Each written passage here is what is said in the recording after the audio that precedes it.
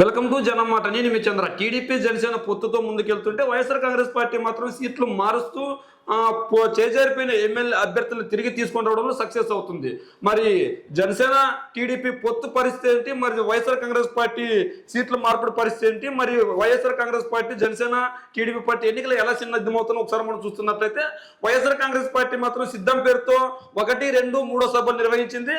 ఒకదానికంటే రెండోది, రెండో దానికంటే మూడోది ఘన విజయం సాధించింది. ఇదే నేపథ్యంలో చేజారిపోయిన ఎమ్మెల్యే ఎవరైతే ఉన్నారో ఆ ఎమ్మెల్యేలు తిరిగి సొంత గుడికి తీసుకొచ్చుకునే దాంట్లో సఫలీకృతమవుతుంది. ఇందులో భాగంగా మంగళగిరి ఎమ్మెల్యే ఆళ్ల రామకృష్ణారెడ్డి ఖచ్చితంగా 2 నెలల క్రితం వైఎస్ఆర్ కాంగ్రెస్ పార్టీని వీడి షర్మిలతో కాంగ్రెస్ పార్టీలో జాయిన్ అయ్యారు. అయితే కాంగ్రెస్ పార్టీలో జాయిన్ అయినప్పటికీ అక్కడ ఇమ్మడం లేక మళ్ళీ తిరిగి వైఎస్ఆర్ కాంగ్రెస్ పార్టీలోకి వచ్చారు. ఎందుకు వైఎస్ఆర్ కాంగ్రెస్ పార్టీలోకి వచ్చారంటే పేదల ప్రభుత్వం పేదల పక్షాన నిలబడుతుంది, పేదలకు మంచి చేయాలి అంటే ఖచ్చితంగా జగనన్న ముఖ్యమంత్రిగా ఉండాలి. జగన్మోహన్ రెడ్డి గారు ఏ పదవి ఇచ్చినా కూడా, ఏ పదవి ఇవ్వకపోయినా కూడా నారా లోకేష్ గారిని మంగళగిరిలో ఓడించడానికి నేనైతే సిద్ధంగా ఉన్నానని ఆళ్ల రామకృష్ణారెడ్డి గారు చెప్పారు. ఇందులో భాగంగా 2019 ఎన్నికల్లో నారా లోకేష్ గారు ఓసీ చేతిలో ఓడిపోతే 2024 ఎన్నికల్లో ఒక బీసీ చేతిలో ఓడిపోబోతున్నారంటూ ఆయన చెప్పారు. ఇదిలా ఉంటే జనసేన టీడీపీ మాత్రం పొత్తు పెట్టుకుందని చెప్పుకుంటున్నారు. మరి జనసేన టీడీపీ పొత్తు పెట్టుకుంటే మొన్న టీడీపీ 2 ఎమ్మెల్యే అభ్యర్థులు ప్రకటిస్తే టీడీపీకి పోటీగా జనసైనికులు మరో 2 ఎమ్మెల్యే అభ్యర్థులు ప్రకటించారు. అంటే ఇక్కడ పోటాకి సై అంటే సై అని ఆ 2 పార్టీలోనే ఉన్నాయి. ఈ నేపథ్యంలో జనసైనికులు నిన్నగాక మొన్న 2 ఎమ్మెల్యేలని కేటాయిస్తే ఇప్పుడు మరి ఇంకో 4 ఎమ్మెల్యేలని ఇక్కడ కేటాయించింది. ఇప్పుడు మనం 4 ఎమ్మెల్యేలు ఎవరంటే పెందుర్తి పెంచర్ల రమేష్ బాబుని నియమించింది. అంటే పెందుర్తి నియోజకవర్గానికి గాజువాకకు సుందరపు సతీష్ కుమార్ ను, ఎలమంచిలికి సుందరపు విజయ్ కుమార్ ను ప్రకటించారు. ఇదిలా ఉండగా పెందుర్తి జోలికి వస్తే ఎవరొచ్చినా ఈ పెందుర్తి నియోజకవర్గం జోలికి ఎవరొచ్చినా సాక్షించలేదని బండారు సత్యనారాయణ గారు చెప్పారు. అంటే ఇక్కడ మిగిలిన నియోజకవర్గాలు భీమిలికి వంశీకృష్ణ శ్రీనివాస్ యాదవ్ ఇన్ఛార్జిగా నియమించారు. అంటే ఇక్కడ ఎవరికి వారే ఏమన్నా తీరే అన్నట్లుంది టీడీపీ జనసేన పరిస్థితి. దీనికి తోడు బీజేపీ కూడా ఈ 2 పార్టీలతో కలవనున్నది. మరి బీజేపీ 2 పార్టీలతో కలవాలంటే 25 పార్లమెంట్ సభ్యులున్న మన రాష్ట్రంలో 25 పార్లమెంట్ సభ్యుల్లో 10 నుంచి 12 మంది టీడీపీ జనసేన కలిసి బీజేపీ కేటాయించాలని వాళ్ళు ఒక అల్టిమేటం జారీ చేశారు. అంటే దాదాపు 10 నుంచి 12 మంది ఎంపీలను వాళ్ళకి బీజేపీ పార్టీకి కేటాయించాలని చెప్పారు. మరి ఎమ్మెల్యే స్థానాల పరిస్థితి ఏంటంటే 25 ఎమ్మెల్యే స్థానాలను బీజేపీకి కేటాయించాలని చెప్పారు. మరి జనసేన పరిస్థితి ఏంటంటే దాదాపు 50 సీట్లను కేటాయించాలి. అంటే 170 నియోజకవర్గాల్లో 75 సీట్లు బీజేపీ జనసేన కేటాయించాలి. మిగిలిన 100 సీట్లలో టీడీపీ పార్టీ పోటీ చేయాలి. మరి మా ఎంపీ స్థానాల విషయానికి వస్తే 13 నుంచి 15 టీడీపీ పోటీ చేస్తే 10 నుంచి 12 జనసేన బీజేపీ పోటీ చేసే అవకాశం ఉంది.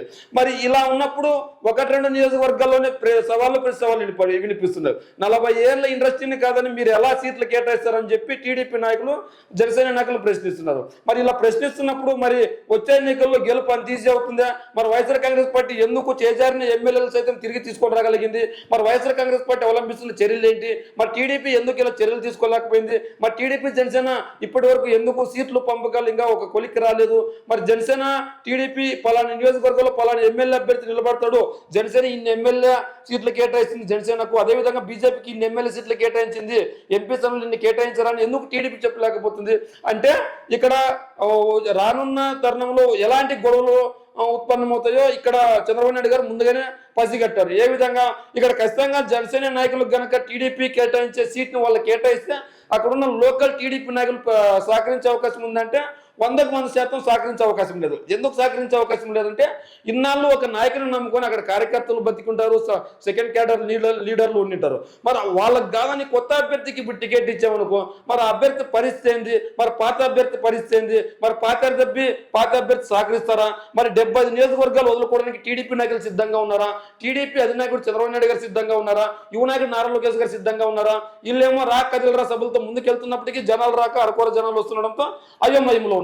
ఈ నేపథ్యంలో వీళ్ళకు తోడు ఖచ్చితంగా జనసేన బీజేపీ కూడా తోడైంది. మరి వీళ్ళిద్దరు తోడైనప్పుడు అక్కడ టీడీపీ నాయకులు ఇన్నాళ్ళు పని చేసుకుని ముందుకెళ్ళింటారు. మరి అలా ముందుకెళ్ళిన నాయకులు ఈ రోజు ఆ సీటుని త్యాగం చేయాలంటే సిద్ధంగా ఉంటారా?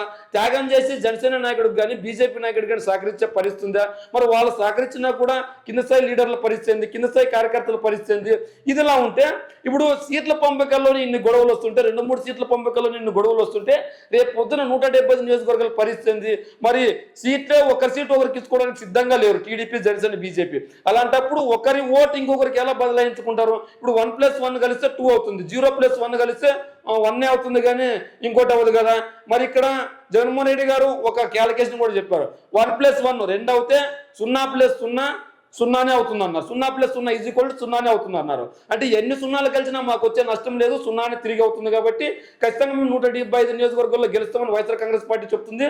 మరి ఇక్కడ వైఎస్ఆర్ కాంగ్రెస్ పార్టీ 40% ఓట్లుంటే, టీడీపీకి 35 నుంచి 40% ఓట్లుంటే, మరి జనసైనికులు 7-8% ఓట్లు ఉంటారు. మరి 7-8% ఓట్లు మరి టీడీపీ నాయకులకు పడే విధంగా వాళ్ళు ఏమని చెప్తారు, మా పొత్తు బలంగా ఉంది మాకు ఓటు ఏంటి అని చెప్తారా? ఇక్కడ సీట్లే వాళ్ళు తేల్చుకోలేకున్నారు. మరి ఈ నేపథ్యంలో ఓట్ ట్రాన్స్ఫర్ ఎలా చేయగలుగుతారు, ప్రజలకు ఏమని చెప్పగలుగుతారు? ఇంకా మన రాష్ట్రంలో అసెంబ్లీ ఎన్నికలకు 50 రోజులు కూడా సమయం లేదు. 50 రోజులు కూడా సమయం లేనప్పుడు మరి ఈ ఇద్దరు ఎలా సీట్లు పంచుకుంటారు? సీట్లు పంచుకున్న చోట మరి ఓట్ల బదలాయింపు ఏ విధంగా ఉంటుంది? మరి జనసేన నాయకుడు గెలుపు కోసం టీడీపీ నాయకుడు పనిచేస్తాడా? మరి టీడీపీ నాయకుడు కోసం జనసేన నాయకుడు పనిచేస్తాడా? ఇక ఇదంతా అయోమయంలో ఉంది. ఏదేమైనప్పటికీ వచ్చే ఎన్నికల్లో గెలుపు కోసం వైఎస్ఆర్ కాంగ్రెస్ పార్టీ ముందుకు దూసుకెళ్తుంటే, టీడీపీ సీట్ల పంపకాల్లోనే గందరగోళంలోనే ఉంది. మరి ఇలా ఉంటే మరి జగన్మోహన్ రెడ్డి గారిని తట్టుకొని మీరు నిలబడగలరా? మరి సీట్లు పంచుకున్న తర్వాత ఒకరికొకరు సహకరించగలుగుతారా? మరి పై స్థాయి నాయకులు కలిసినంత మాత్రం కింద స్థాయి నాయకులు కలిసిపోతారా? మరి టీడీపీ నాయకులు జనసేన నాయకులు ఒకరి గెలుపుకు ఒకరు సహకరించుకుంటారా? ఒకరి గెలుపుకు కాదని వాళ్ళు ఓటమికి సహకరిస్తారా?